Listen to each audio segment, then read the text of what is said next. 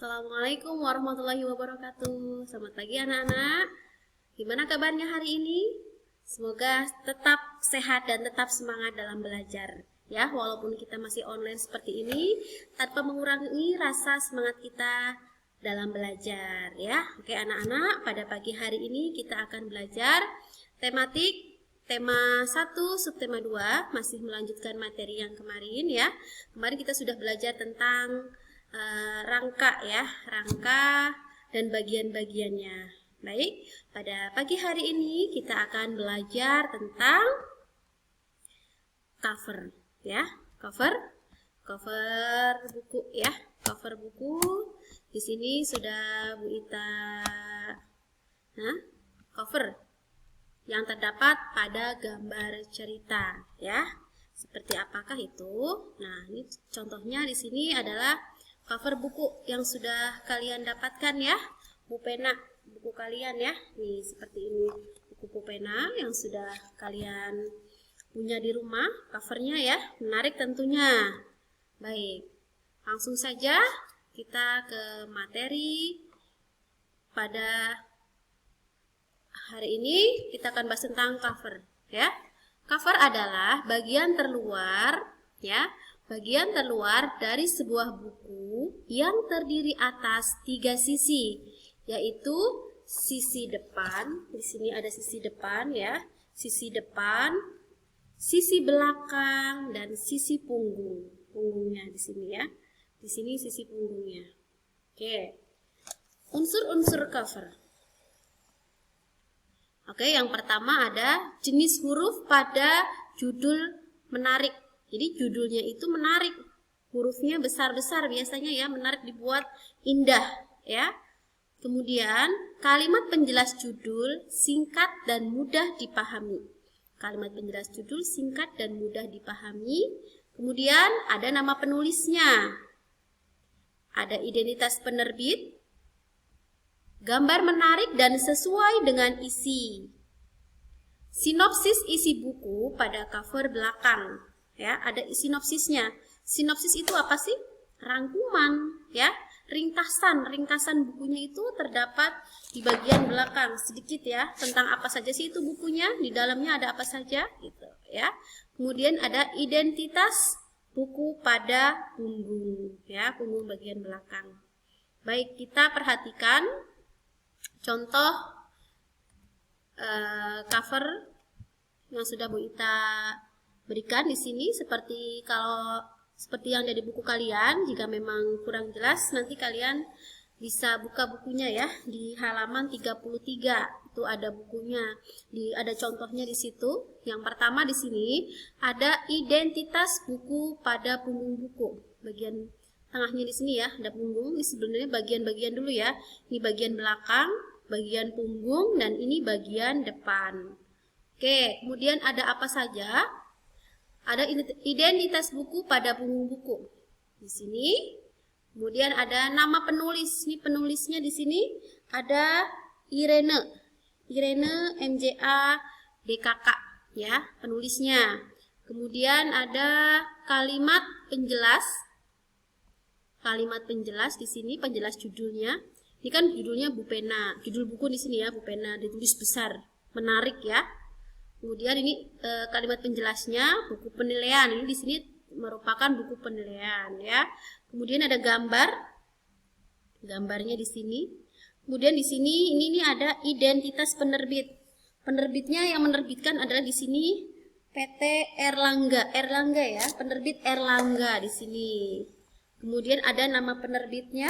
Nah, nama penerbit Erlangga. Identitas penerbitnya ya, di sini ada semuanya.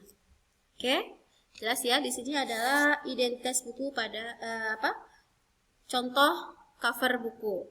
Kemudian selain ini macam-macam ya, ragam atau macam cover dibagi menjadi 2. Ada kebutuhan buku. Yang pertama adalah berdasarkan kebutuhan buku. Di sini contohnya ada cover buku pendidikan ya, cover buku pendidikan Di sini selain buku pendidikan juga ada cover buku masakan, ada cover buku cerita, ya, itu berdasarkan kebutuhan bukunya. Sedangkan berdasarkan tampilan atau desainnya, cover contohnya, ya, ini ada cover berwarna hitam putih dan jenis hurufnya sederhana. Ini hitam putih ya, hitam putih, jenis hurufnya sederhana. Warnanya hanya hitam dan putih.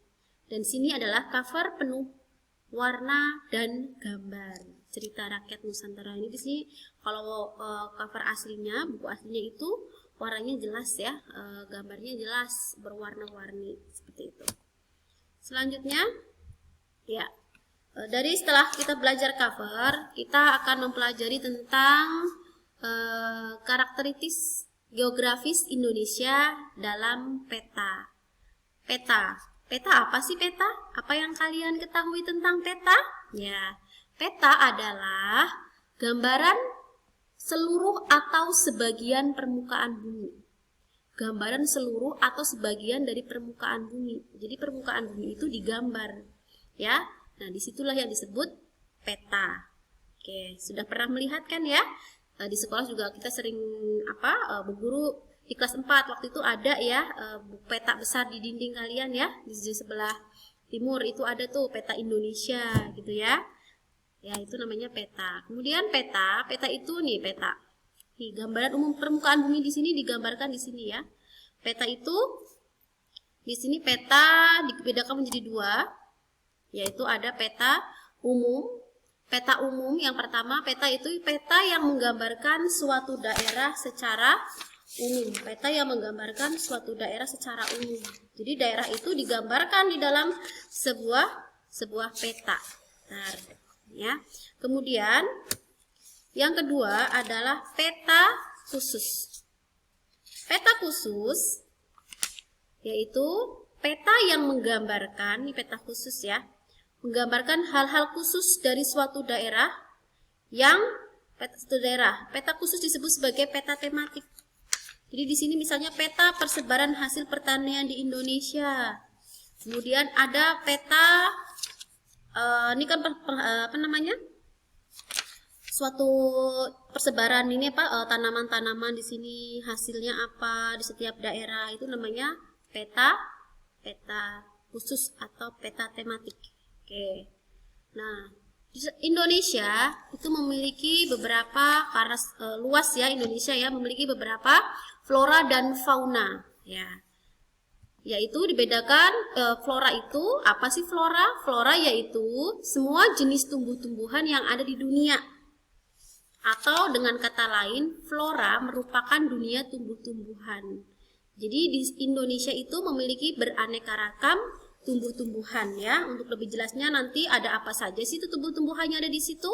Nah, kalian bisa buka di halaman 38 dan 39 buku paket ya. Di situ wilayah Jawa, Sumatera, Kalimantan, Sulawesi itu ada penghasil flora dan fauna ya. Flora dan faunanya apa saja di situ ya. Sedangkan fauna adalah jenis hewan. Semua jenis hewan yang ada di permukaan bumi ini merupakan bahan kajian dari fauna. Fauna adalah hewan ya. Sedangkan flora adalah tumbuh-tumbuhan. Ya, gitu ya. Nah, selain memiliki beraneka ragam flora dan fauna, Indonesia memiliki karena beraneka ragam ya. Di sini Indonesia mempunyai dasar negara ya. Dasar negara yaitu Pancasila. Itu lambangnya seperti ini, arti lambang Pancasila. Lambang negara Indonesia adalah burung Garuda. Pada kedua kakinya membawa semboyan Bhinneka Tunggal Ika, seperti itu. Nah, yang akan kita pelajari di sini adalah sikap kepedulian sesuai dengan nilai-nilai Pancasila. Pancasila ya, ada 5. Sila pertama, kedua, 3, 4, dan 5. Ini simbol-simbolnya. Sila pertama yaitu hubungan masyarakat Indonesia dengan Tuhan Yang Maha Esa. Jadi sikapnya yang sesuai adalah hubungan masyarakat Indonesia dengan Tuhan Yang Maha Esa ya. Yang kedua, hubungan antara manusia merupakan hubungan yang sama derajatnya. Kemudian, yang ketiga, nilai kebangsaan dalam masyarakat Indonesia yang bersatu. Yang ketiga, mendorong tercapainya tujuan persatuan Indonesia dengan musyawarah untuk mencapai mufakat dalam menyelesaikan permasalahan yang ada. Ini sila keempat. Kemudian sila kelima, setiap warga negara perlu berupaya mewujudkan keadilan sosial di dalam masyarakat. Itu sikap kepedulian sesuai dengan nilai-nilai Pancasila. Baik, selain itu kita masih membahas tentang melanjutkan materi kemarin ya, tentang main alat gerak manusia. Sekarang kita bahas tentang otot manusia. Apa sih otot? Otot adalah jaringan yang berfungsi sebagai alat gerak aktif. Sementara rangka tubuh merupakan alat gerak pasif. Otot itu aktif, sedangkan rangka itu pasif. Kemudian sel-sel otot mempunyai kemampuan berkontraksi dan berelaksasi. Kontraksi adalah pengerutan otot sehingga bentuknya memendek. Sedangkan relaksasi adalah pengenduran otot sehingga bentuknya memanjang. Fungsi otot adalah sebagai alat gerak aktif. Otot tersusun atas serabut-serabut otot. Serabut otot tersusun dari sel-sel otot. Sel-sel otot dibedakan atas otot polos, otot lurik, dan otot jantung. Ya, fungsinya kalian bisa lihat otot polos, otot lurik, dan otot jantung di halaman 42 ya. Nah, di situ sudah ada fungsinya untuk apa ya. Nanti bisa kalian baca untuk lebih jelasnya. Kemudian kita masuk ke persendian. Sendi-sendi pada tulang dan macam-macam gerak otot. Persendian pada manusia. Oke.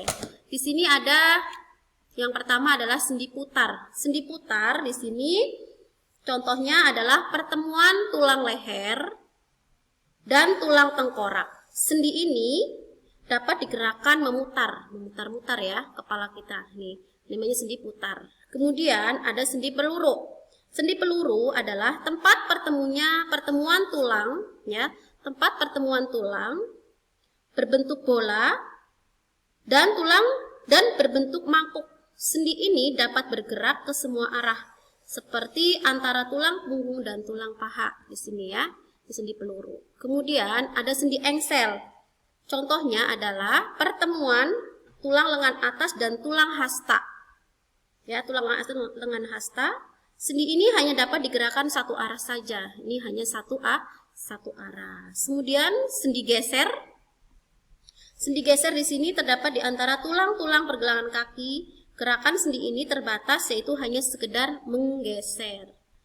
Kemudian ada sendi pelana. Nih pertemuan di sini ya, antara telapak tangan dan tangan di sini adalah sendi pelana. Kemudian ada sendi gulung di sini. Nih perputaran ini juga namanya sendi gulung. Oke, demikian ya untuk materi pada pagi hari ini.